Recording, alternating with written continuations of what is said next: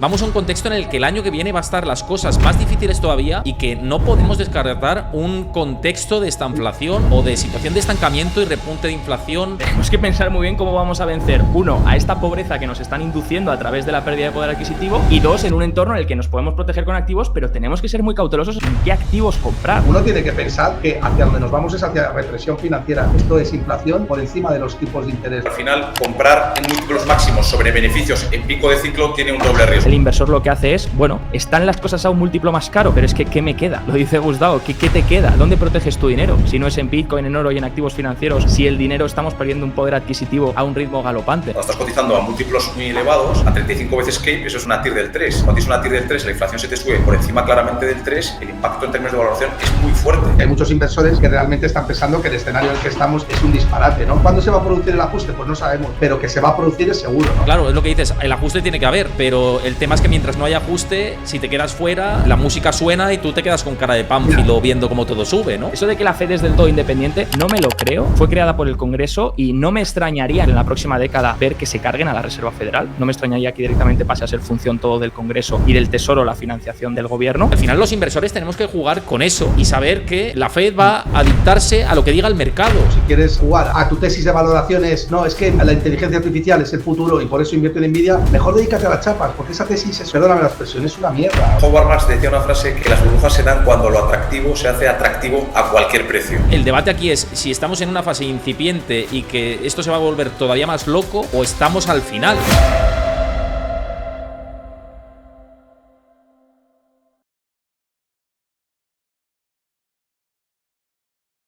Muy buenas a todos, ¿qué tal? ¿Cómo estáis? Aquí estamos en este segundo capítulo de esta serie de video podcast patrocinados por Freedom24, en el que vamos a tratar también de ver cómo está el esquema económico y de mercados y la forma de que al final entendamos cómo construir la cartera perfecta. Hemos hablado ya de inmobiliario en el anterior capítulo, que puede ser una parte importante que se puede tener en una cartera, activo real con esta situación actual. Ahora vamos a hablar de economía, mercados y bueno, pues cómo está el contexto, si estamos sobrevalorados, no, si precisamente con esta situación podemos mirar otras oportunidades de inversión hacia quizá acciones más pequeñas, no sé, vamos a ver y a explorar diferentes alternativas, pero siempre repasando el contexto general, si hay riesgos, si no hay riesgos, 2025 cómo viene, en fin, todo esto. Y me acompañan tres amigos, pero que son grandísimos profesionales, por supuesto, como son Javier del Valle, Gustavo Martínez y José Ruiz de Alda, que han pasado por este canal varias veces, pero que ahora vamos a debatir, a charlar los cuatro sobre este contexto. Antes de nada y empezar, si os gusta este tipo de series, me gustaría que me dejarais vuestro like, que os suscribáis al canal y que dejéis vuestro comentario de qué os está pareciendo la charla, porque vuestra opinión cuenta mucho y me gustaría saber vuestro feedback de toda esta charla y lo que vamos diciendo a lo largo de lo que tenemos por delante. Dicho esto, Javier del Valle, Gustavo Martínez y José Ruiz de Alda, como decía, bienvenidos a mi canal y espero que saquemos cosas constructivas e interesantes para la gente que nos está viendo. Muchísimas gracias, un placer estar con vosotros, que es una gran familia y os quiero mucho. Igualmente, muchas gracias Héctor por la invitación, un placer compartir con todos vosotros este espacio. Y lo mismo digo, Héctor, gracias por invitarme, es un placer estar aquí con José, que no he podido tener la oportunidad de coincidir aún. Tengo muchas ganas de escuchar a ver qué nos cuenta hoy. Y bueno, y con Gustavo siempre es un placer. Siempre estamos ahí debatiendo cuando podemos. Pues un placer, lo dicho. Entrando en harina, porque el contexto económico actual, que va muy ligado también al ciclo de los mercados, es que estamos en un entorno ya de bajada de tipos de interés. Vamos a ver cómo son los siguientes pasos a partir de ahora y que pues parece que los activos de riesgo siguen tirando. Han tirado durante todo el 2024. Parece que el contexto de los bancos de inversión es que haya más subidas de aquí a lo que resta de año y que para 2025 a ver qué tenemos. No sé cómo veis el panorama de aquí a 2025 con la situación de mercados, si esto está demasiado sobredimensionado, si no, se está poniendo cara a la situación. ¿Cómo lo veis vosotros? Si queréis empezamos por Javi, que está ahí arriba, y luego vamos Gustavo y nos vamos ya poniendo y calentando, ¿no? Que es como un partido de fútbol, vamos calentando. Si quieres empieza Javi y luego ya vamos viendo. Bueno, pues a ver, rápidamente por escucharos también a vosotros y empezar a debatir. Yo creo que aquí la clave, sobre todo el mundo está prestando mucha atención a la Reserva Federal, a la decisión de tipos de interés y de política monetaria, no solo por Estados Unidos, sino también por el impacto que esto genera en Asia en cuanto a bancos centrales, ya sea en Japón, estamos viendo todo el tema con el yen y el dólar, ya sea incluso en China también, para permitir que China pueda empezar a estimular fuerte, que es lo que necesita en un entorno en el que están sumisos ahora mismo en un problema muy gordo a nivel inmobiliario, ¿no? Eso por un lado, pero por otro yo creo que la importancia real ahora mismo la cobra la parte fiscal. Es decir, yo he intentado siempre defender en este canal, Héctor, contigo, que la parte que el Tesoro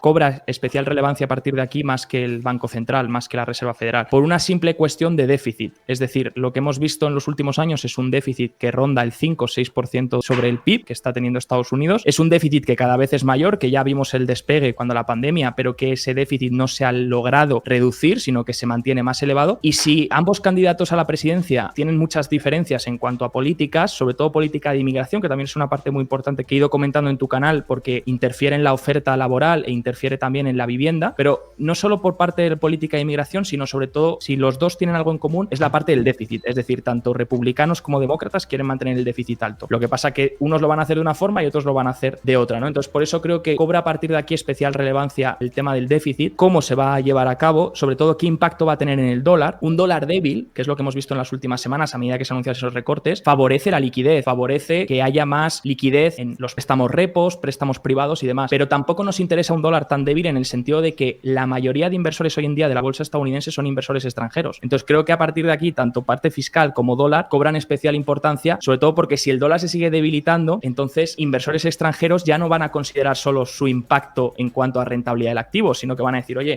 le gano un 10 al SP, pero me baja un 10 el dólar, pues entonces a lo mejor considero repatriar el dinero, ¿no? Y creo que esos son los factores principales. Tema fiscal, tema decisiones políticas y también tema dólar para el año que viene, más que Reserva Federal, en mi opinión. Gus, si quieres aportar algo con respecto a lo que comentaba antes. He tomado alguna nota, ¿no? Pero fíjate qué significativo que el mercado estuviera dentro del debate, se iban a bajar tipos de interés 25 puntos básicos o 50 puntos básicos. Estaba incluido que los detractores de que fueran a bajar tipos de interés 50 puntos básicos ayer, entre otras cosas, era porque Powell podía mandar un mensaje de miedo al mercado, ¿no? Y resulta que el mercado está tocando máximos históricos a raíz de esa bajada de tipos de interés. Es decir, aquí en lo que el mercado está celebrando hoy es que la Reserva Federal parece volver a estar interviniendo la TIR o interviniendo el riesgo de los bonos, ¿no? Y eso sigue siendo muy peligroso. Y además es que yo creo que de este mensaje subyace que tenemos que tener más cuidado que nunca, ¿no? Hoy otra vez el Standard & Poor's 500 está cotizando un múltiplo superior, el múltiplo más grande de la historia prácticamente, o sea, está entre 20 y 25 veces. Y como bien ha apuntado José en otros programas, cuando esto sucede, los 5 años siguientes el Standard & Poor's 500 lo ha hecho mal o muy mal. Creo que el mensaje debe ser de mucha prudencia y sobre todo eso, ¿no? Que la gente se quede con que la Reserva Federal ha bajado tipos de interés como se lo estaba indicando la curva y sobre todo la letra del Tesoro estas últimas semanas, y lo que ha hecho el mercado ha sido a ponerse a subir como locos, ¿no? Y esto no es buena asignación del capital ni asignación eficiente del capital, porque está subiendo lo que está caro y lo que está barato. Y lo que está claro es que lo que está caro se está poniendo aún más caro, sobre todo liderado por la duración, que es normal que la duración por coste de oportunidad tienda a apreciarse más cuando los tipos de interés bajan, ¿no? Pero bueno, prudencia y vamos a ver lo que va pasando, pero el tema de la inflación y repuntes de la inflación sigue estando ahí, el tema de la estanflación, el tema de la recesión, y bueno, no me quiero extender demasiado. Sí, José, un poco tu visión, también ligado con las valoraciones y lo que comentaba Gustavo, que sé que valoras empresas y ves el contexto general de mercado también. ¿Cómo ves este esquema? Sí, bueno, yo sobre la parte de la Reserva Federal, tipos y demás, sé menos, le hago menos seguimiento. Como sabéis, yo soy analista de compañías, hago un poco más bottom-up, ¿no? Entonces, gusta más tener una opinión sobre eso. Sí que es verdad que al final el nivel de tipos de interés que esté en el 2,5 o en el 4,5 realmente no afecta mucho a las rentabilidades que haga la bolsa en los próximos 30 años. O sea, sí que es mi opinión, pero bueno, independientemente de eso, que sí que es verdad que pueda mover el mercado a corto plazo, yo creo que un poco lo que ha comentado Gustavo, la clave está en el punto de partida. Entonces, el punto de partida, Gustavo ha dicho, el Standard & Poor's cotiza a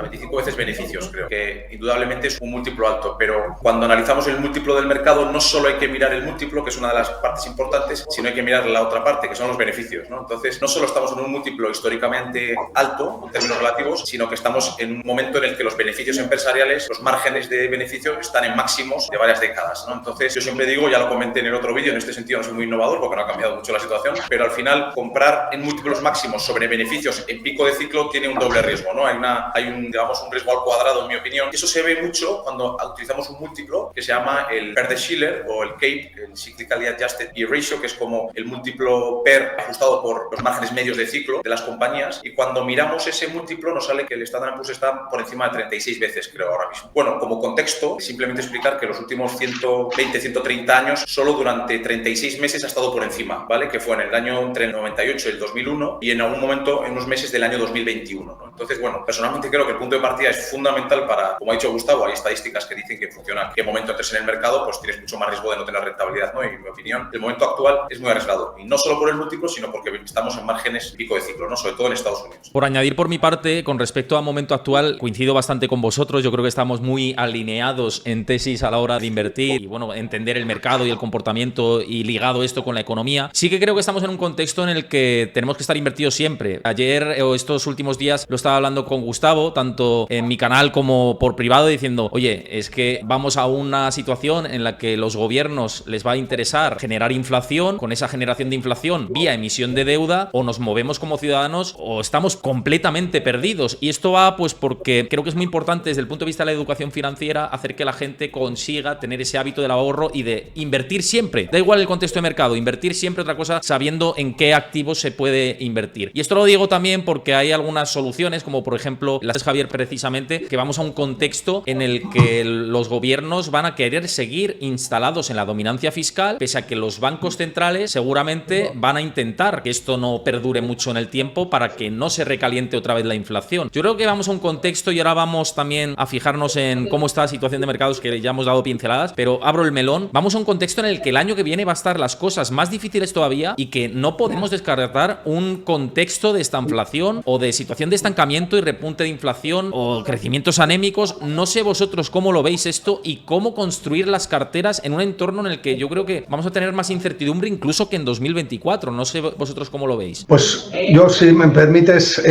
yo soy un fiel defensor de la estanflación a corto plazo, pero vamos, que tampoco hay que ser un erudito, ni un mago, ni pensar que uno se ha levantado con una idea feliz porque de repente piense que hay estanflación. Es que el oro es el activo que mejor lo hacen en épocas de estanflación, y el oro claramente está descontando represión financiera. En Estados Unidos tenemos Trump y Kamala Harris, que son ambos muy intervencionistas. Uno ha dicho que va a fortalecer el dólar poniendo aranceles, que eso es contra globalización y potencialmente inflacionario, y la otra ya sabemos que va a expandir el gasto público a más no poder, ¿no? Esto es tremendamente inflacionario. El otro día salía Draghi en Europa y decía que Europa necesitaba 800.000 millones de euros de inyección para funcionar mejor, ¿no? Y este es el mensaje que se da del Banco Central Europeo, con lo cual el oro no te ha subido un 50 y tantos % en un año y pico desde los 1.600 por amor al arte. El oro está descontando un contexto de bajo crecimiento con repuntes en la inflación, y obviamente ahora en la Reserva Federal, que ya está empezando a bajar los tipos de interés con una masa monetaria que está prácticamente siguen máximos históricos, pues uno tiene que pensar que hacia donde nos vamos es hacia represión financiera. Esto es inflación por encima de los tipos de interés, ¿no? Aparte de que Estados Unidos tiene una deuda de 35 billones de dólares y al que más le conviene generar inflación es a él para poder, en términos reales, hacer frente a esos compromisos, ¿no? Javi, no sé si quieres añadir algo con esto. Te voy a sentir ahí y seguro que con cosas que aportar. Estoy totalmente de acuerdo. Yo creo que es lo que hemos defendido en todos los debates. Estamos viviendo un momento, o entramos en un periodo donde la represión financiera va a ser la más elevada, donde los gobiernos cada vez van a tirar más de déficit y donde todo se va a solucionar. Si es que lo vimos en Silicon Valley Bank, todo se va a solucionar a intervenir y a salvar a la mínima pieza que caiga. Un banco que realmente era de startups, que realmente el 97% de las cuentas no cumplían con la normativa FDIC y por eso no estaban aseguradas, estaban por encima de $250.000 y aún así se las rescató. Te quiero decir, el primer banco que cayó de esta magnitud, ¿no? Y rápidamente al rescate, porque al final es lo que tienen que hacer, ¿no? Y el Banco Central está condenado, aunque ayer le preguntaron a Powell si realmente son independientes y que su independencia y demás, y Powell volvió a recalcar, sí, la Fed es independiente y controla la inflación. Realmente ya vemos que llevamos viendo tiempo que hay ciertos movimientos dentro de la Fed que no son del todo independientes. Hay miembros de la propia Reserva Federal que han criticado a candidatos a la presidencia. El mismo Dudley criticó a Trump diciendo que no era un buen candidato para llevar el país.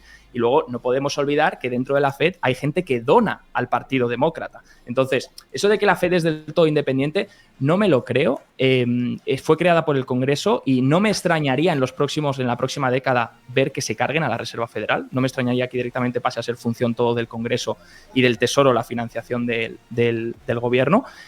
Y al final vivimos en un momento en el que lo hemos visto en Japón, lo hemos visto en China, cómo las divisas pues cada vez pierden más valor. Lo estamos viendo ahora con el dólar que está volviendo a caer y por eso digo que va a ser importante de cara al inversor extranjero para ver si repatria ese dinero o no. Pero al final el inversor lo que hace es, bueno, ¿están las cosas a un múltiplo más caro? Pero es que, ¿qué me queda?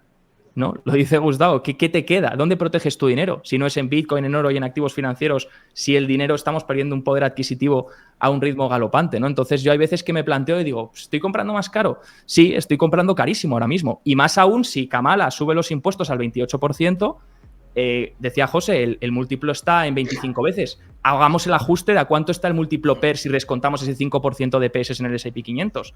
Tenemos que cotizar casi a 5 puntos más o 4 puntos más de PER. Entonces, uno dice, está caro todo. Luego entiende un poco que puede ser por este déficit que están llevando a cabo los gobiernos, donde la pobreza se te va a venir por empobrecerte a un ritmo muy rápido y donde solo te puedes proteger con activos financieros. Ahora bien, eso no quita que en algún momento haya un ajuste y por eso yo digo que la gente está valorando, decían muy bien, el múltiplo CAPE. Hay una estadística que efectivamente a un año vista no hay ninguna relación entre el PER y los retornos del S&P 500. Pueden ser un 20, un 30 o un menos 40. Pero a 10 años vista anualizado, la correlación es muy elevada entre el múltiplo al que compras en CAPE y el retorno de beneficios en los próximos 10 años anualizado. Y para un múltiplo CAPE de 35 veces que nos ha compartido José, aproximadamente, eso es una rentabilidad anualizada entre el 0 y el 5% para los próximos años. Entonces, tenemos que pensar muy bien cómo vamos a vencer, uno, a esta pobreza que nos están induciendo a través de la pérdida de poder adquisitivo, y dos, en un entorno en el que nos podemos proteger con activos, pero tenemos que ser muy cautelosos en qué activos comprar.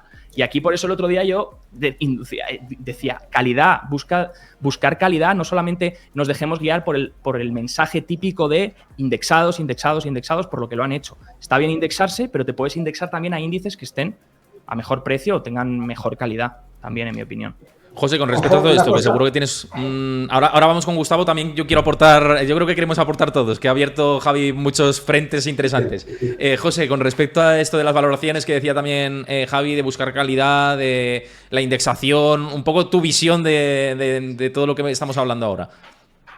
Sí, no, obviamente, yo creo que eso es una segunda fase, ¿no? Es una fase en la que vemos si todo el mercado está igual de caro y hacia dónde ha ido el dinero y bueno, ahí ya se puede hacer obviamente stock picking y ver que obviamente en un mercado en el que están máximos históricos, como ha comentado Gustavo, prácticamente el Standard & Poor's, pues hay compañías que están en mínimos de 52 semanas y en mínimos de 5 años, o sea, quiero decir, siempre digamos que hay situaciones en las que se puede encontrar valor, eso es otra parte, pero yo un poco volviendo al debate que comentaba Javier, claro, cuando tú dices un gobierno pues empiezan a tener niveles de deuda ya complicados de gestionar, ¿no? 130, 140% del PIB, creo que hablan ya en Estados Unidos, con déficits fiscales por encima del 5%, pues tú tienes dos opciones, o sigues generando deuda y sigues llevando una política monetaria expansiva para poder comprar esos bonos y, digamos, poder financiarte, o puedes hacer un ajuste fiscal, ¿no? En el caso del ajuste fiscal, estaremos de acuerdo que no es positivo para las compañías, porque por lo menos a corto plazo, ¿no? Porque obviamente, pues si el porcentaje del beneficio neto que vas a obtener de una misma compañía, ceteris paribus, va a ser menor, porque te cobra más el Estado y te roban una parte, ¿no? Entonces eso es inevitable, ¿no? Pero claro, en el otro escenario, en un escenario en el que sigamos por la política monetaria que hemos seguido, que pueda haber un repunte de la inflación, que vuelva a haber mucha desigualdad, que vuelva a haber un desequilibrio fiscal enorme para intentar compensar esa desigualdad, porque como bien ha dicho Javier, cuando hay inflación, pues al final hay cierta parte de la sociedad que se protege, que es la que tiene activos reales, y hay cierta parte de la sociedad que es la que lo sufre más. Y entonces ahí es donde entran otra vez las políticas que, sin darse cuenta que ellos mismos han provocado, dicen que hay que intervenir más la situación, más gasto público para compensar la situación, etcétera, ¿no? Ese círculo vicioso en el que entramos. Claro, en un caso estamos hablando de ajuste fiscal, subida de impuestos y menos gasto público. Que eso es contractivo desde el punto de vista del PIB y encima para los beneficios empresariales tiene un impacto obviamente negativo porque hay más impuestos de un PIB decreciente. O sea, un ajuste fiscal no creo que sea bueno para la bolsa a corto o medio plazo. Quizá a largo plazo sí, como pasará en Argentina probablemente. Y luego tenemos el caso de política monetaria expansiva, más deuda, más inflación, etcétera. Pero es que una inflación alta, recordemos qué pasó en el año 2022 con la bolsa. Cuando estás cotizando a múltiplos muy elevados, a 35 veces CAPE, eso es una TIR del 3. Cuando tienes una TIR del 3, la inflación se te sube por encima claramente del 3, el impacto en términos de valoración es muy fuerte. Entonces, ojo, que no venga otra oleada de inflación y qué impacto tiene eso en las valoraciones. Hay que tener en cuenta que el múltiplo no deja de ser la inversa de la rentabilidad. Por lo tanto, si la inflación está por encima del 3, obviamente a la inversión en renta variable tienes que seguir mucho más que el 3. Entonces, eso implica pagar múltiplos más bajos y una bajada, ¿no?, de las valoraciones. Entonces, si alguien me puede explicar en qué escenario la bolsa se puede mantener en estos múltiplos, pues en mi opinión, del abanico de escenarios es en pocos. O sea, en burbuja, por ejemplo, la probabilidad de que se ajuste es bastante más alta. En un escenario especulativo puro de que la gente... No.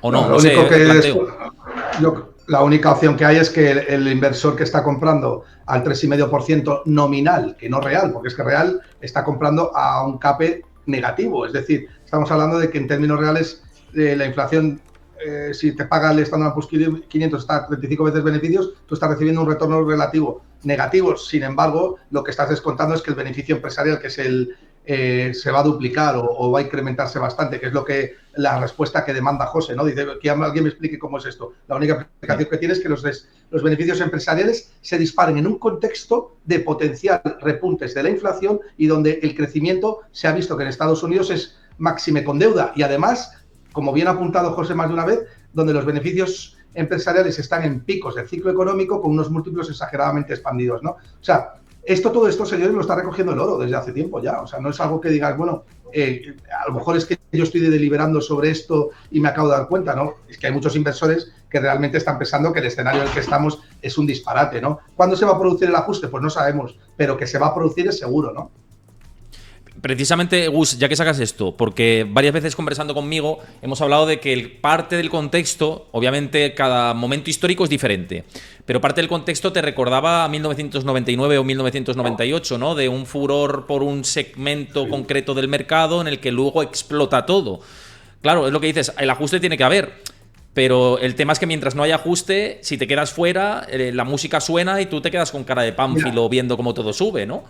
Sí, pero Héctor, o sea, el peligro no es no estar invertido. El peligro es, el peligro no es estar invertido. El peligro es no estar invertido. El coste de oportunidad de la liquidez es altísimo. Tú sabes que va a haber repuntes de la inflación y es probable que el Estado te confisque esa liquidez vía repuntes de inflación a medio plazo. Tienes que estar invertido. Lo que hay que hacer es, pues, contratar a gente como José y que te invierte el dinero en sitios donde está barato. Ahora bien, no son sitios que están de moda, no son cosas, como diría Peter Lynch, que tienen nombres preciosos, Nvidia y cosas así, ¿no? Son cosas que están baratas y que tardan tiempo y que son aburridas y que llevan tiempo en ajustar esas valoraciones. Pero si quieres jugar a tu tesis de valoraciones, no, es que Nvidia, la inteligencia artificial es el futuro y por eso invierto en Nvidia, mejor dedícate a las chapas, porque esa tesis es perdóname la expresión, es una mierda, o sea, no tiene ningún fundamento y es vaga, ¿no? Esto mismo pasó en el año 99. En el año 99, el relato que había en los mercados era Internet va a ser el futuro. ¿Y qué pasó años después? Que Internet fue el futuro y revolucionó la producción, pero paralelamente el Nasdaq se cayó un 80% en el año 2000 y tardó 13 años en recuperar la inversión. Y es que hay muchas similitudes con lo que está pasando ahora. No es que la inteligencia artificial va a ser el futuro y va a revolucionar la producción. Pues claro que lo va a ser. Y claro que va a revolucionar la producción, pero ¿a qué precio? Es decir, ¿el mercado ha descontado ya sobradamente eso o no? ¿Sabes tú los beneficios que puede hacer una empresa como Nvidia futuro en una tecnología tan potencialmente disruptiva o no? O sea, ¿dónde te estás metiendo? ¿En qué jardín te estás metiendo? Dedícate a comprar cosas que están baratas, que son fácilmente de comprender y que puedes dibujar en una servilleta, ¿no? Javi, con respecto a esto que decía... Oh, sí, no, José, sí, dale. Sí, no, Howard Marks decía una frase que es que las burbujas se dan cuando lo atractivo se hace atractivo a cualquier precio. ¿Vale? Entonces creo que es importante, según lo que ha dicho Gustavo, porque es interesante, ¿vale? O sea, al final, cuando el precio ya no importa, es cuando suele haber un problema. ¿Y creéis que estamos en eso o hay margen? Porque iba a decir una cosa, iba a hacer un apunte con lo que decía Gus, y es que muchas veces la irracionalidad se mantiene durante muchísimo tiempo, y sobre todo en algunos sectores. Y el otro día rescataba y había artículos que hablaban de burbuja de las .com en el año 97 o en el año 96. Y luego fijaos lo que tardó en pinchar el tema de la burbuja de las .com, diciendo, estamos alimentando todo esto, ¿no? Viene el Internet, el futuro. Es que el debate aquí es si estamos en una fase incipiente y que esto se va a volver todavía más loco o estamos al final. Y eso es muy difícil saberlo, ¿no? No lo sé, os pregunto vuestra opinión. Héctor, aquí una cosa muy importante. Aquí no hay que intentar averiguar cuándo va a pinchar la burbuja. No, es que eso no lo sabe nadie. Es que eso no lo sabe nadie. Es si estamos en una burbuja o no. Y yo creo que las valoraciones no tienen ningún sentido. O sea, eso es una realidad como un templo. Los índices no puedes tocarlos ni con un palo. Y esa es la realidad. Si sabes eso, tienes mucho ganado ya, ¿no? Javi, tu punto de vista por abordar también un color diferente con lo que estamos diciendo. Yo tengo cierto dilema personal. Sí que creo que algunos índices están caros o algunas partes del mercado están caras, Pero creo que lo que se ha producido en 2022 y 2023 es una gran diferencia en algunos activos entre algún tipo de sectores, algún tipo de industrias y otros, ¿no? Está claro que pues, las tecnológicas se han visto muy beneficiadas, está claro que la inteligencia artificial ha llegado, que puede ser la inteligencia artificial un poco el que haya llegado. Yo tengo ahí una teoría un poco conspiranoica, ¿no? Que creo que los gobiernos han dejado que utilicemos la inteligencia artificial para solucionar el tema de productividad, para incrementar la productividad, porque como si no tenemos un problema de inflación, porque la MMT ya sabéis lo que defiende, ¿no? Imprimimos dinero, pero para que ese dinero no persiga el mismo número de productos, de bienes y servicios, y entonces sea inflacionario, necesitamos que la productividad crezca por encima, ¿no? Entonces, para mí esa es la conspiración total de la inteligencia artificial, de por qué nos han dejado utilizarla a los mortales, ¿no? Ahora bien, de ahí a pagar lo que decía José, ¿no? La frase de Howard Marks, de ahí a que no cuestionemos el precio y paguemos cualquier cosa, pues bueno, entiendo también la necesidad del inversor de protegerse en activo financiero, pero creo que sí que es verdad que obviamente llegan momentos en los que tenemos que ser cautelosos, en el sentido de que yo veo a gente a veces vender planificación fiscal, yo que no estoy tanto en la gestión como José, pero más en la planificación financiera, vendiendo esa planificación fiscal diciendo te vas a hacer un compounding de 11% durante los próximos 50 años, pues igual debemos ser un poco más cautelosos, ¿no? Igual no es un 11% el tipo nominal que vamos a sacar, sino que es más bien a lo mejor un 8, un 7 y encima réstale una inflación para llegar a un tipo real del 4 o 5%, ¿vale? Entonces yo creo que simplemente partimos de una base, como decíais, que es un poco más exigente, pero tampoco creo que haya otra alternativa, entonces, en el entorno en el que nos encontramos. Por eso sí, los índices generales están caros. Sí, también está el efecto indexado, ¿no? El efecto ETF, el efecto que hemos hablado siempre, ¿no? También de peso de las grandes, que cada vez es más peso. Pero, por ejemplo, luego te vas a índices a lo mejor equiponderados y tienen un poquito mejor de valor, tienen una valoración un poquito más ajustada. Te buscas a lo mejor small caps más en temáticas más value, que han sido muy golpeadas y tienen una valoración más ajustada. Entonces, creo que siempre puedes encontrar lo que decían tanto José como Gustavo, ¿no? Y ellos se dedican extraordinariamente a hacer esto, pero creo que siempre puedes encontrar cosas interesantes en el mercado, y más aún creo que es obligatorio en este entorno, donde, como decía Gus, el oro está descontando o ha descontado ya la inhabilidad de los bancos centrales de poder hacer su trabajo, que es básica y únicamente que el Banco Central no sirve para nada. Sirve para estar ahí ponen a un tío para echarle la culpa de la inflación. Para que hace lo que quiere el mercado. Ahora mismo la FED hace lo que quiere el mercado. Pero ojo, el Banco Central sí sirve. O sea, lo que no sirve es para lo que te han contado que sirve. Es decir, el objetivo del Banco Central. Claro. Pero no es ni para perseguir un 2% ni para perseguir estabilidad de empleo. Ni mucho menos nace, como nació en 1919 la FED, para dotar de liquidez a los bancos en el mercado repo. No, el mercado. ¿Para qué está el Banco Central? Para financiar al Tesoro. ¿Y cómo se paga cómo se vuelve esa financiación? Pues con inflación, que eso es lo que termina pagando el ciudadano. La inflación es un impuesto al ignorante. Esa es la inflación, un impuesto al ignorante, porque el ignorante cree que ese impuesto no se lo ha puesto el Estado y no sabe cómo cubrirse contra él, ¿no? No, total. Es que esto sirve para rescatar el debate que también decía Javi de la independencia de la FED y de que ahora mismo la FED no es independiente. Pero yo creo que no es independiente, fíjate, desde Greenspan, te diría. O yo qué sé, o incluso hay que irse mucho más atrás. Pero yo creo que desde Greenspan en adelante ya... Héctor, la FED se crea en una reunión en la isla de Jekyll, donde tuvo que salir el director de Forbes 30 años más tarde a escribir sobre esta reunión que nadie sabía que había tenido lugar, en una isla perdida en un club de golf, donde eran todos accionistas, los mayores banqueros del mundo, donde se trajeron a Paul Warburg de Europa, que había estudiado la banca central, se trajeron al senador Aldrich, que era quien quería instaurar esto, se trajeron a los banqueros más importantes del mundo, a la familia Rockefeller y demás, a los JP Morgan, y fue un diseño que se llamaba primero el Plan Aldrich y luego se hizo el Acta de la Reserva Federal, pero fue un diseño por banqueros. Está realizado por banqueros y por congresistas. Pero si es el Congreso, pero si es el presidente quien decide los miembros del FOD. ¿Cómo que la FED es independiente? Vamos, si la FED es independiente, el Congreso, si mañana quiere, puede destituir a la FED y puede acabar con ella, igual que la creó en la reserva del Acta de 1913. Voy a corregir y voy a decir que, efectivamente, que lleva razón en lo que estaba diciendo, pero que lo que me refería es que como que cada vez es menos independiente. Si nunca lo ha sido, pues ahora vamos a una dependencia absoluta. Vamos a ver, si el señor Powell está amenazado por Trump, por decir algo, ¿no? Que su puesto corre peligro si él gana. Entonces, claro, ya eso te genera una poca autoridad a la hora de manejar la política monetaria, porque igual estás interesado en aguantar en el cargo o renovar en el cargo si renueva el mandato los demócratas, por poner el ejemplo. Pero es que si fuera al revés, si Donald Trump estuviera en el poder, pasaría lo mismo pero a la inversa, porque está todo marcado por la política, por la agenda política desde hace mucho tiempo y se ha perdido esa independencia, y al final los inversores tenemos que jugar con eso y saber que la Fed va a dictarse a lo que diga el mercado, si lo ha demostrado en las últimas actuaciones con la Reserva Federal. Y además, sí. Y es inteligente haciéndolo, Héctor.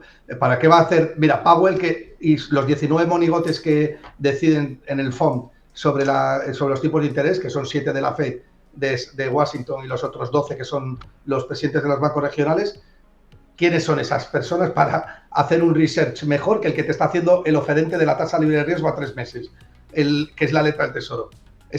Que son millones de personas que son aversos al riesgo, que estamos hablando de la tasa libre de riesgo, y te están ofertando el crédito al 3,75, al 4,75% en 2 semanas. Te están haciendo el research del mercado ¿en base a qué? En base a una serie de datos macroeconómicos que ya han analizado previamente. ¿Para qué van a meterse 19 monigotes en una reunión a hablar de probablemente la Super Bowl y también de cómo está el mercado si ya te han hecho el research? ¿Qué vas a decir? Por eso han bajado 50 puntos básicos. Cuando la mayoría de economistas decían que iban a bajar 25, yo lo dije en tu programa, Héctor, que Powell hará lo que la letra del Tesoro a 3 meses le indique, que es quien va por delante, y que además son personas que tienen mucho más conocimiento de los mercados y que se están jugando su dinero, no como la Fed.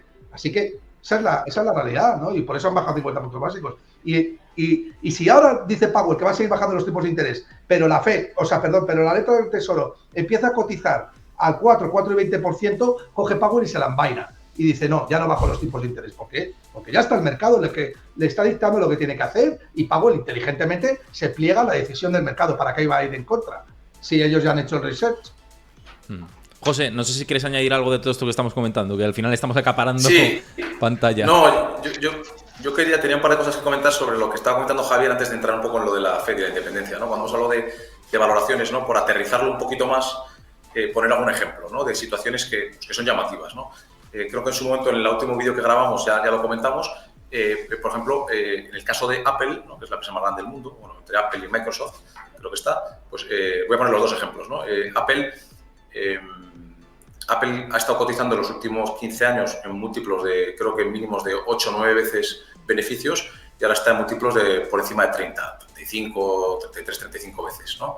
Está en el momento de menor crecimiento en los últimos 15 años, esperado por todos los analistas, por el consenso para los próximos años, y sin embargo cotiza al múltiplo más alto histórico, ¿no?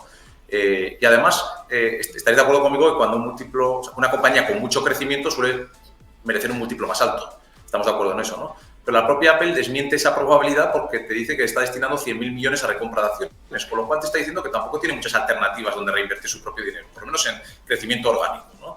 En M&A no pueden, obviamente por tamaño, por temas de competencia. Entonces ya ellos mismos te están diciendo con sus propias actuaciones que no son compañías de crecimiento, porque ya reinvierten todo su flujo de caja en sus propias acciones, por cierto, a una TIR muy baja, ¿no? Por cierto, hecho que ha aprovechado Buffett magistralmente para sacar gran parte de su posición a un precio muy bueno y con un comprador forzoso, bueno, no forzoso, pero que ha anunciado que hace la recompra, que es la propia compañía, ¿no? Y recientemente pasó lo mismo con Microsoft, que subió en bolsa hace unos días, pues, cuando anunció que iba a hacer un programa de compras de 60.000 millones de dólares, que a priori parece muy positivo, porque como las recompras siempre parecen positivas, pues parece que a cualquier precio son positivas, pero en el fondo estamos en lo mismo. Microsoft cotiza a múltiplos muy exigentes y te está diciendo que no tiene dónde destinar esos 60.000 millones, que es prácticamente, no sé cuánto es, pero es un porcentaje muy elevado de su free cash flow anual.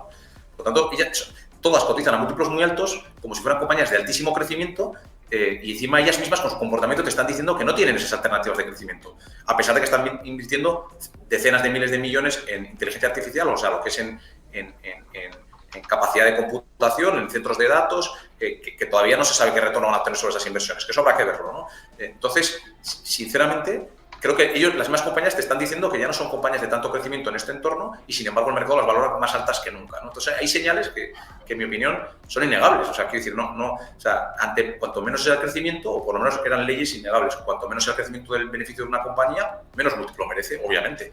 Y estamos viendo compañías que crecen menos que lo que han crecido en los últimos décadas y, sin embargo, cotizan al múltiplo máximo que han cotizado en décadas. Pues eso no es razonable, en mi opinión. Entonces, salvo que haya un crecimiento económico brutal que justifique unos crecimientos de estas compañías muy por encima de lo que espera todo el mundo, no está justificado.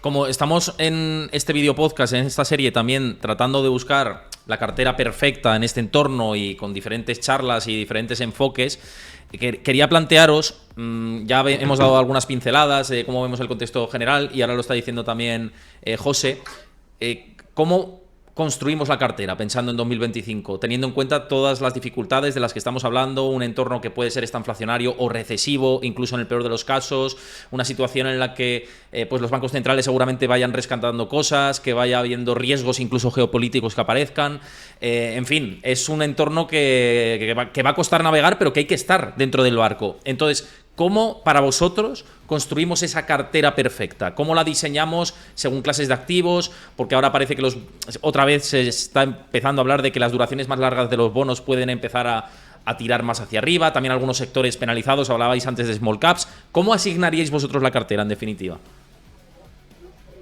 Si quieres, Javi, dale primero y luego vamos... Vale. Le doy así de forma general. A ver, lo primero, yo creo que en este escenario que hemos comentado pero bueno, es lo que hemos defendido siempre, ¿no? Y yo voy a seguir defendiéndolo siempre, independientemente de la rentabilidad que tenga en el año. O sea, yo no valoro el oro y el Bitcoin como activos reales, porque los llamo activos reales porque no son contraparte de nadie, no están en el balance de nadie, por lo tanto no hay ningún riesgo de contrapartida. No los valoro por la rentabilidad que dan en el año, los valoro porque son una excelente protección para tener tus ahorros, en vez de tenerlos en euros, en dólares, en yenes o en lo que sea, que sí que pierde valor cada día que pasa. Igual que perdemos un día de vida cada día que lo consumimos y no lo vamos a recuperar, cada día que pasa quiero que la gente sea consciente de que pierde dinero si no hace nada con el dinero, ¿vale? Entonces eso por un lado, activos reales, ¿no? Eso para proteger nuestros ahorros y demás. Ahí podríamos también incluso meter cierta vivienda, pero claro, también tienes que ver a qué precios estás comprando porque el tema de la vivienda es otra historia. Pero bueno, para eso ya invito a que vayan a ver al podcast que habéis grabado también de inmobiliario, ¿no, Héctor? Luego, en cuanto a renta fija, voy a ir primero con la renta fija porque esto es lo que más está suscitando temas. Creo que la renta fija ya ha descontado los recortes de tipos. Es decir, si ayer la renta fija con el movimiento de la Fed no subió, los bonos a largo plazo no subieron, pese a un recorte mayor, lo que decía Gustavo, muchos esperábamos 25, yo incluido, pese a un recorte mayor de 50, la renta fija bajó y los tipos de interés subieron. ¿Por qué? Porque no importa tanto si son 50 o 25 por reunión, importa cuál es la totalidad de recortes que vas a hacer en todo este próximo año. Y al final son los mismos, 100 puntos básicos, que era lo que el mercado esperaba. Lo que pasa que en vez de haber hecho julio, septiembre, noviembre y diciembre, 25 cada uno, han sido 50 para ponerse al día con julio, que reconoció el propio Powell que deberían de haber recortado en julio. Si hubiesen tenido los datos de empleo lo hubiesen hecho. Y entonces así consigues llegar a 100, ¿no? Por eso el mercado de renta fija en principio no se movió, porque ya tenía descontado prácticamente estos recortes en cuanto a la duración, el movimiento de la duración, ¿no? Ahora bien, para que la renta fija lo empiece a hacer bien, necesitas tener unos datos que desaceleren. Es decir, a partir de aquí la renta fija yo creo que depende 100% no del descuento de tipos, sino de datos económicos. Entonces, si quieres que sigan descontando las TIRs a largo plazo, necesitas datos económicos que muestren debilidad, ¿no? Que muestren una economía que se está ralentizando.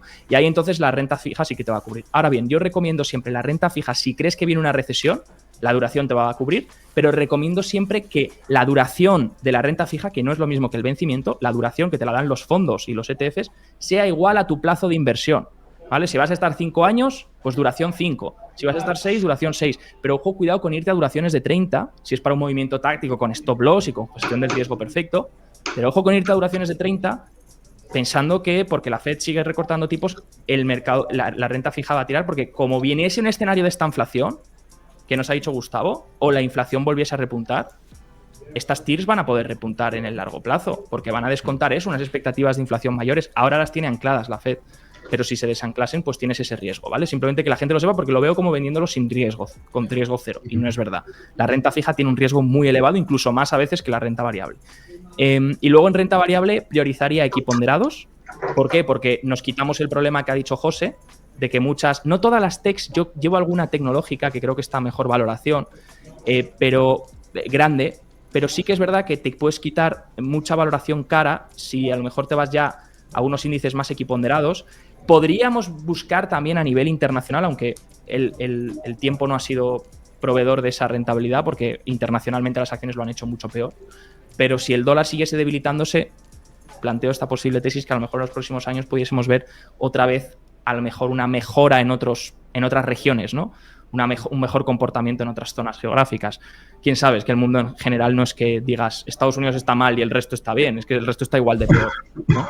Entonces, pues favorecería aquí ponderados y buscaría zonas, pues irte a value. Value, small caps están muy penalizadas también por la parte macro. Podrías encontrar ahí bastantes valoraciones interesantes.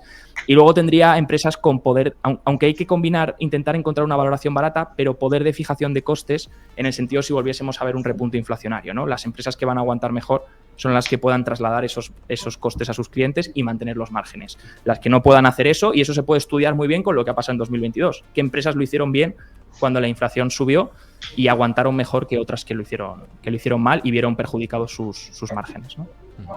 Gus, de tu lado.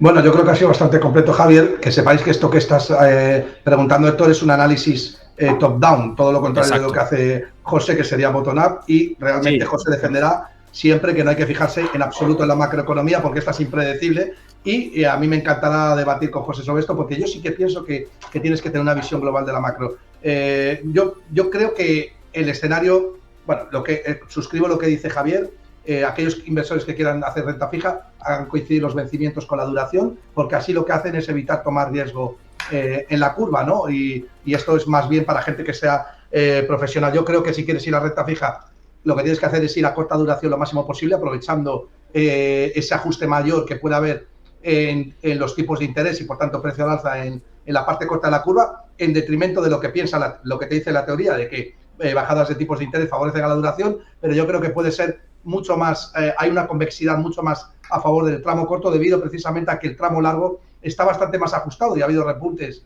a 10 años. De hecho, ayer la nota americana a 10 años se vendió y repuntó el bono a 10 hasta los 3,70 porque está descontando potenciales repuntes de la inflación como consecuencia de esas caídas de tipos de interés de la Reserva Federal. Yo jugaría el tramo corto de la curva en la renta fija y en la renta variable. Aquí José nos va a ayudar más, pero sin duda para mí lo que más potencial puede tener son las mineras de oro, todo aquello relacionado con potenciales repuntes de inflación, commodities, etcétera, y todo el sector industrial que está más penalizado y aquellas compañías que están más penalizadas por el ciclo económico, por un ciclo de inflación, ¿no? Que todavía no han conseguido recuperar, ¿no? José. Sí, bueno, yo, como bien anunciado Gustavo, al final nuestro enfoque es bottom-up, entonces, bueno, sí que puedo decir que tengo la sensación de que hay mucha disparidad de valoraciones, quiero decir, como he dicho lo que he dicho, que hay compañías que, ojo, son compañías tecnológicas que obviamente han demostrado ser grandísimos negocios, con mucho crecimiento. Siempre pasa eso, ¿no? Si no, no estaría nadie pagando esos múltiplos, ¿no? Incluso cuando el crecimiento no lo justificara. También hay entornos o sea, hay ciertas zonas de compañías cotizadas, small caps, industriales, digamos, el efecto que ha tenido un poco la indexación, pues que ha dejado ciertas partes del mercado muy poco invertidas en general y que la gente, pues, hay una cosa que muy notablemente los inversores dicen, no, pero si esta compañía está barata, estará barata siempre, ¿no? Pues, si el dinero ahora va a los ETF, si esta compañía no está en el ETF y no va a entrar aquí o no está en estos sectores, pues nadie va a entrar, ¿no? Y eso es cierto, o sea, eso no es cierto realmente, ¿no? Porque pueden darse compañías que recompren acciones y por lo tanto no tengas que esperar que venga alguien y te pague más, sino que por el propio efecto de la compañía recomprando acciones te vas haciendo cada vez más dueño de la misma compañía y obtienes el retorno, o que te da un dividendo muy alto y por lo tanto obtienes el retorno vía los flujos que te da la compañía, ¿no? O sea, hay muchas opciones para hacerlo. En mi opinión, es buscar compañías que sean buenos negocios, que no estén en un momento dado tan de moda, en algunos casos compañías cíclicas que, como bien ha dicho Javier, pues hay ciertas dudas sobre el ciclo y entonces hay muchos negocios cíclicos industriales, como ha dicho Gustavo, que están ya en mínimos históricos. He puesto varios ejemplos, por ejemplo, todo el tema de autoparts. Hay sectores que están en mínimos históricos absolutos. O sea, lo que he comentado antes de compañías que cotizan con el menor crecimiento histórico al máximo múltiplo, pues yo estoy viendo compañías que cotizan a la mitad de múltiplo que cuando salieron hace X años con un EBITDA que es un 30-40% superior, ¿no? Entonces, pues hay situaciones de ese estilo en la que hay que buscar pues alineación y etcétera, pero sinceramente creo que esa parte del mercado lo va a hacer mucho mejor en general que los grandes índices, simplemente por valoración, ¿eh? En eso sí se puede parecer el mercado probablemente algo al año 2000, al año 98, 99, 2000, 2001, en el sentido de que había una parte del mercado muy, muy cara y una parte del mercado bastante barata, en mi opinión. pues con diferencias, porque es verdad. Y luego comentabas que cuándo va a pasar esto, cuánto puede durar las sobrevaloraciones en el mercado, que una parte del mercado esté mucho más cara que el resto. Obviamente eso es imposible de contestar, pero yo diría que el proceso en el que estamos no ha empezado ahora.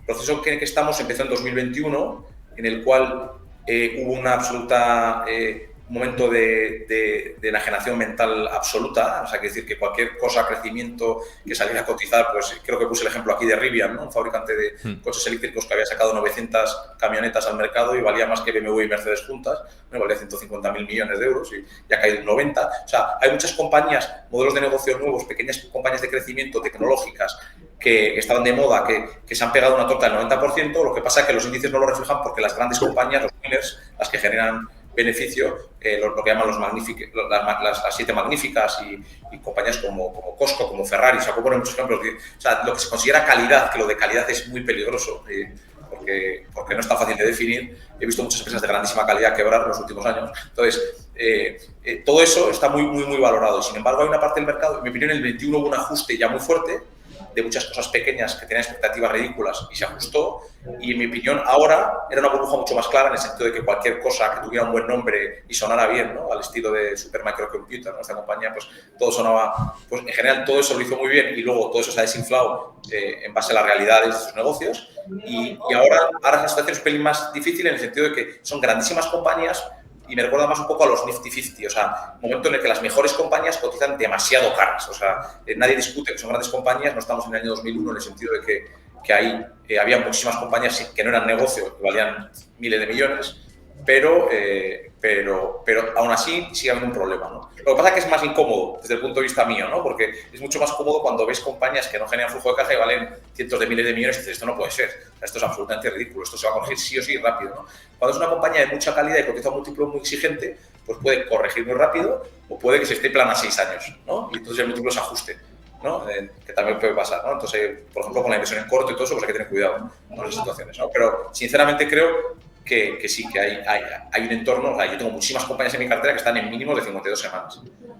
En sectores de lujo puedes encontrar Kering, una compañía de lujo que es la dueña de Gucci, que ha caído un 60% desde máximos, y Ferrari, que está en máximos absolutos. Puedes encontrar Porsche, que ha bajado de 130, 120 y pico, 130 que estuvo, está a 60 y algo, o sea, ha bajado un 50%, y Ferrari está en máximos históricos. Puedes encontrar, o sea, hay muchas situaciones en las que puedes, o Swatch Group, que es una compañía que tenemos en cartera, que es la dueña de Omega, de Swatch, de Blackpain, de varias marcas de lujo, de relojes y también de Swatch, que la compañía vale en bolsa menos de lo que valen sus inventarios, su colección de activos inmobiliarios en las mejores zonas del mundo y su caja neta, ¿no? Y ha bajado un 60% desde máximos. O sea, si realmente hay cosas baratas, y nosotros lo que estamos intentando enfocar, ¿no? Pues buscar aquellas cosas que son un poco más incómodas porque la gente ya piensa que el ciclo ha cambiado y está muy barato, y evitar donde solo vemos optimismo. Javi, que querías añadir ahí algo, te veía levantar la mano, un matiz. Me ha parecido muy interesante lo que comenta José, y también cierta posible explicación que se le puede dar. También, bueno, recordemos que los tipos de interés estaban en el 5,5 y han estado así durante mucho tiempo, ¿no? Entonces me gusta que José haya recalcado esa diferencia entre unos sectores que se encuentran acciones con unas valoraciones súper atractivas en mínimos de 52 semanas, mientras las magníficas seguían. Parte de esto puede ser también explicarse por la gran caja que tienen estas compañías y lo primero, cómo rentabilizan esta caja a unos tipos de interés del 5%, aunque bueno, eso se refleja en los beneficios y en el flujo de caja.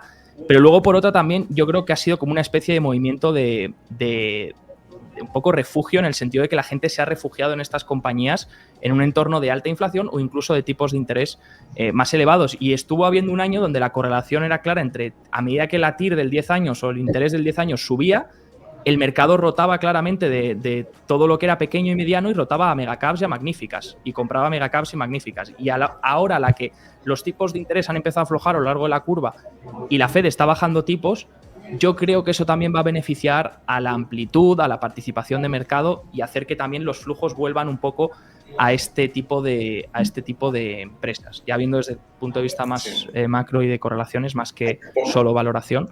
Pero sí, estoy totalmente de acuerdo en que hay algunas partes del mercado que están a unos precios muy interesantes ahora mismo. Sí. Por hacer un pequeño ejemplo, ¿no? O sea, al final, vosotros conocéis Meta, ¿no? Que es Facebook, Instagram. Sí. Bueno, nosotros en su día fuimos accionistas de Meta cuando lo pasó muy mal hace 1 año y medio y valía 90, ahora está 550, no sé.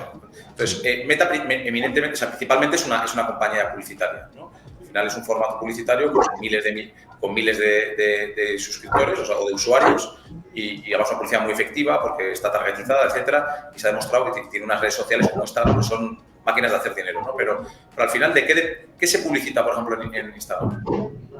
Consumo discrecional, ¿no? Quiere decir, si lo pensáis, y si miráis cómo está el consumo discrecional en bolsa, veréis que todas las compañías están sufriendo muchísimo, ¿no? Quitando 2 o 3, que puede ser Ferrari o Hermès o algunas, y en general, si os fijáis, compañías de deportes, compañías de consumo discrecional en general, de lujo, etcétera, están sufriendo mucho. Bueno, pues al final, donde se publicitan esas compañías es en Meta. O sea, alguna relación tiene. Entonces, si la gente que ya no invierte en consumo discrecional porque percibe que va a haber una crisis, salvo que la focalicen toda en China, en la parte de que el lujo vende en China y todo el problema ahí, claro, esas compañías están previendo años más difíciles en cuanto a venta de productos, Rolex, todas estas compañías, todo ese entorno de compañías que se anuncian en Meta, y sin embargo Meta está en máximos históricos, absolutos, con múltiplos muy caros, ¿no? Como si no fuera una compañía cíclica, cuando la publicidad siempre ha sido cíclica.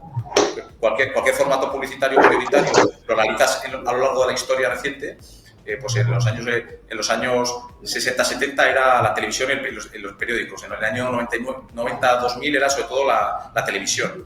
Y veis que cuando había una recesión es muy cíclica la publicidad, es muy elástica al ciclo. Y sin embargo Meta, que es una compañía de publicidad y que por lo tanto es cíclica y que en algún momento veremos un ciclo malo, obviamente.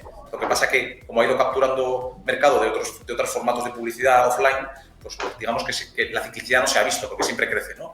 Pero hay situaciones de mercado que a mí me llaman la atención. Yo personalmente, si fuera accionista de Meta ahora a estos precios, diría, joder, todos mis anunciantes están sufriendo y yo estoy en máximos históricos, ¿no? Pues es una situación un poco peculiar, ¿no? O sea, pero no creo que el mercado haga esos análisis ahora mismo. O sea, no me da esa sensación.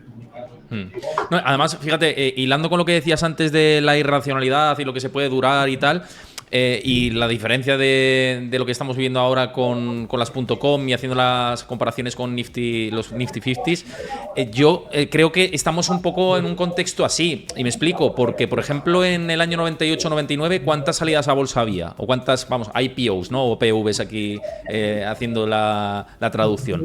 En 2020-2021 sí hubo un auge descomunal de OPVs, pero ahora está bastante seco. Entonces yo sí veo un auge masivo de OPVs y salidas a bolsa de cosas que empiezan a salir y las compramos carísimas pensando que se van a multiplicar por 300%, ahí digo, esto está ya en cualquier momento, ¿no? Porque ya vimos ese indicador en el pasado y sabemos cómo funciona. Pero ahora no tenemos esa situación todavía. Tenemos una situación en la que hay algunas compañías que tienen una ponderación mayúscula dentro de un índice que son carísimas y otras que no tanto, ¿no? Es lo que decía Javi, de por ejemplo, si miras, y haciendo la diferenciación que decía antes de Gus, que decía los índices están caros, yo creo que se refería especialmente a Dow Jones, a S&P 500 y a Nasdaq. Pero si nos fijamos en Russell 2000, no está para nada caro.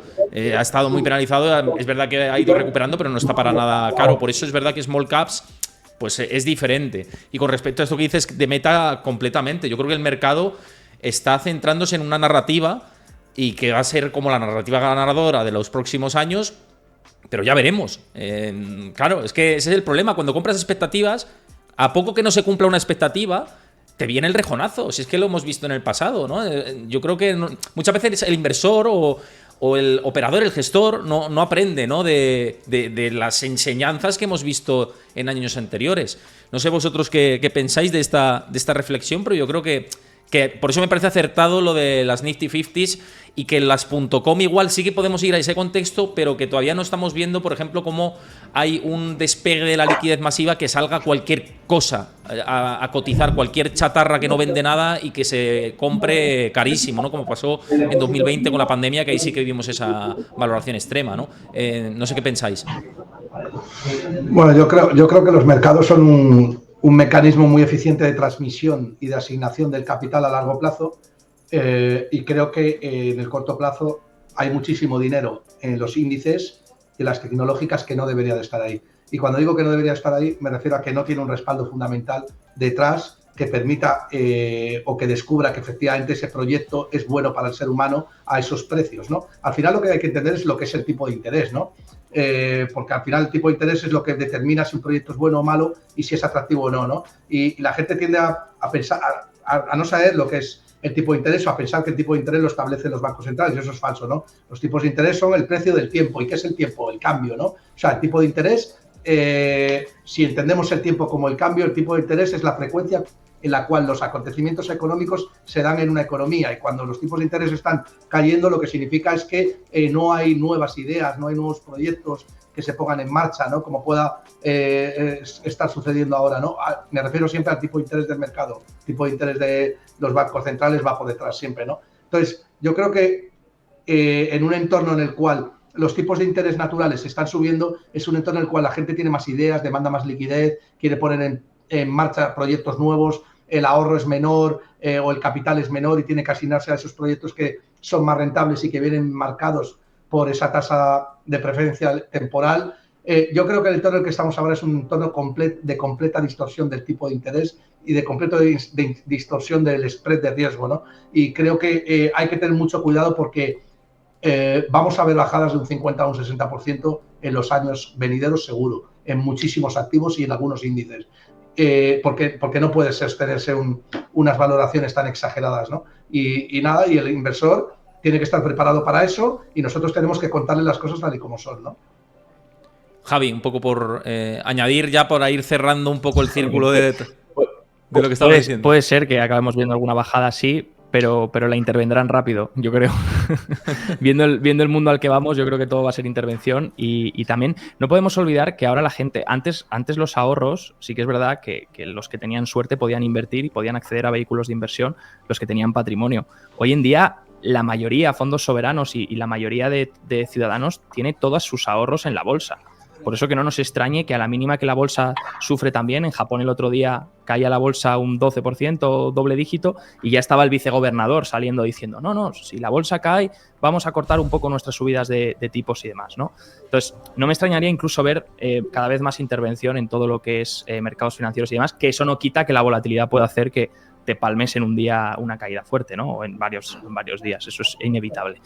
Dicho esto, pues sí, que la gente haga su cartera con un poco de raciocinio también y no solamente siguiendo los típicos mensajes de compra esto, haz una calculadora de efecto compuesto y sácale un 11% al S&P 500 durante 50 años, porque hay otras cosas a tener en cuenta, ¿no? La inflación, se te va a comer un poco la rentabilidad real, tienes que tenerlo en cuenta. Ahí para ello activos reales te van a proteger, incluido también los TIPS que están actuando bien, los bonos. Ahí sí que la renta fija la ve interesante, ¿no? Bonos ligados a la inflación. Y también ten en cuenta las valoraciones, ¿no? Como nos han dicho José y Gustavo, sobre todo si quieres mirar zonas que a lo mejor estén más penalizadas ahora mismo en estos momentos. Decías el Russell 2000, Héctor, y sí que es verdad que hay que priorizar. Creo que se puede empezar a buscar small caps, hay muchas cosas interesantes. Pero el Russell 2000 al final tiene un 40% de las empresas que no tienen beneficios. Sí, entonces, Russell 2000 no me parece un buen índice a lo mejor para small caps. Iría a otra serie de índices de small caps o incluso buscaría small caps específicas para tener, ¿no? No, pero lo decía más bien por lo que comentaba Gustavo antes, de que los índices están muy caros, y yo decía que dentro de los índices que el Russell 2000 no es de los que está sobredimensionados, ¿no? Simplemente por ese matiz, ¿no? No porque todo lo que representa el Russell 2000. Ya, estoy contigo, ¿eh? No me fiaría de la valoración del Russell, porque ya te digo, es un 60% creo que no hace, 40% creo que no hace beneficios, si no me equivoco, ¿eh? Es lo que he leído hace poco. José. Sí, yo resumiría un poco poniendo un símil, ¿no? Un símil sobre el atletismo, ¿no? Suponiendo que esto fuera el salto de altura, pues hay que pensar que, en mi opinión, las compañías que hemos comentado, o sea, los principales índices, pues tienen la barra a una altura complicada, ¿no? Entonces, el múltiplo es la barra, cuanto más alta está, pues menos probable es que el salto se pueda ejecutar, ¿no? Y por lo tanto, puedas obtener retornos positivos. Entonces, para mí, yo definiría, como lo he comentado nada más empezar, ¿no? La importancia del punto de partida. Entonces, cuando inviertes hay que tener mucho cuidado cuál es el punto de partida del índice en el que inviertes y qué múltiplos y qué asunciones y qué estimaciones y qué expectativas lleva, ¿no? Y yo creo que va a ser crítico, porque personalmente creo que dentro de renta variable, que no sé lo que va a hacer los próximos 2, 3, 4 años, pero no lo sé, sí que creo que va a haber bastante diferencia, a pesar de que lo habrán, igual muchos de los que nos escuchan lo han oído muchas veces y dirán, bueno, eso ya me lo dijeron a mí no sé qué año, pero sinceramente creo que va a haber bastante disparidad de resultados entre lo que hemos comentado, ¿no? Lo que está más caro y situaciones en las cuales hay mucho más potencial, ¿no? Eso es muy importante lo que dice José, Héctor, porque sí, probablemente entremos en los 5 próximos años en una de las etapas más fáciles para batir a los índices. Es interesante como colofón esto, pero fíjate que me decía antes que me reía con lo que comentaba José, porque dice, cuando nos decían tal, digo, recapitulando un poco nos decían, digo, yo llevo escuchando que Europa va a superar a Estados Unidos, yo creo que una década, o más de una década. Este es el año de Europa, este es el año de Europa, y luego nunca ha terminado. Por eso es verdad que hay que hacer análisis dedicados, ser muy crítico, mirar el contexto general de mercados, valoraciones y luego pues tomar las decisiones, asumiendo nuestro perfil de riesgo, ¿no? Yo, por hacer un poco la conclusión final, que yo creo que ha sido una charla muy interesante entre todos, y además como estamos entre amigos, yo creo que eso se nota, el buen rollo y que nos complementamos muy bien. Yo por aportar mi parte de lo de la cartera, que al final no lo he hecho antes, estoy de acuerdo con lo que decís todos. Además, yo creo que tenemos una aproximación muy parecida.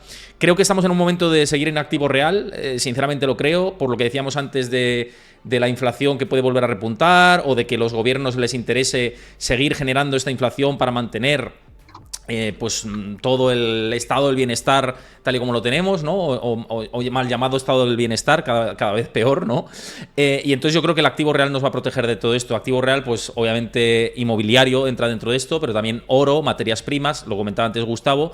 Y luego, por supuesto, renta fija, estoy muy alineado con lo que dice Javi. Duraciones más largas nos va a generar todavía más riesgo, pero sí que creo que a medida que la Fed empiece, y no solo la FED, el Banco Central Europeo empiece a generar más bajadas de tipos de interés, las duraciones más medias, más llegando en torno entre el...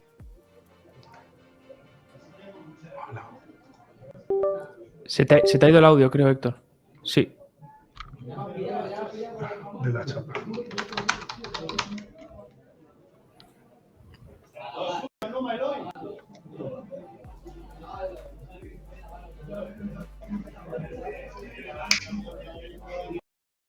¿Escucháis ahora, no? Sí, Sí, ahora sí.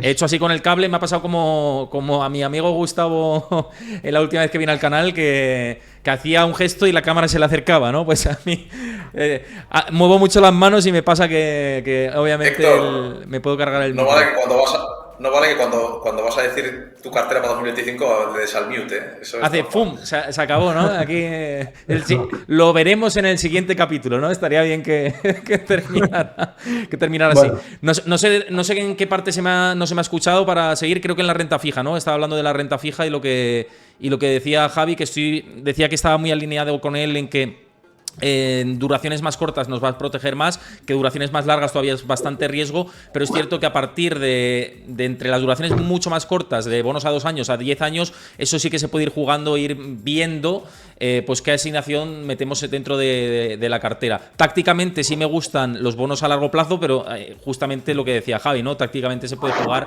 sabiendo que tienes que vender en algún punto concreto, ¿no? Eso en cuanto a parte de renta fija. Y renta variable estoy con vosotros, ¿no? Y yo creo que es momento del value. De hecho, estoy más alineado con eso desde hace mucho tiempo. Hay muchas compañías growth que son value, también hay que decirlo, porque muchas veces decimos, es que el value y el growth, y hay veces que es complementaria una cosa con la otra, ¿no? Y que muchas compañías de aproximación growth tienen también ese esquema o esa proyección value, ¿no? De que están muy, muy, muy baratas y penalizadas por el mercado. Y Bitcoin también, ¿no? Antes lo decía Javi, yo creo que ante las estafas gubernamentales en las que estamos instaurados, pues activos real, oro, por supuesto, y Bitcoin nos van a proteger en el largo plazo. Cada uno luego que asigne su porcentaje, pero creo que eso hay que tenerlo en cartera en su medida, ¿no? Y bueno, pues yo creo que bastante completo lo que hemos hablado. Espero que hayáis estado a gusto, cómodo. Siento el apagón del micrófono justo en el momento culmen, pero nada, que espero que en este segundo capítulo, el siguiente ya hablaremos más sectorial, también va a estar con nosotros Juan Ramón Rayo y otros ponentes que ya veréis. Espero que os haya gustado este capítulo, que lo dejéis ahí abajo en comentarios y dejéis vuestro like y os suscribáis al canal y divulgativo. Y nada, chicos, que a los tres, Javier, Gustavo y José, un placer. Esta es vuestra casa, ya lo sabéis. Un gusto estar aquí siempre. Lo mismo, Diego, un placer. Un abrazo a todos y nos vemos en el siguiente capítulo. Dejadme vuestras impresiones, como he dicho antes de esta charla que hemos tenido los cuatro, y espero que os haya gustado. Nos vemos en el próximo.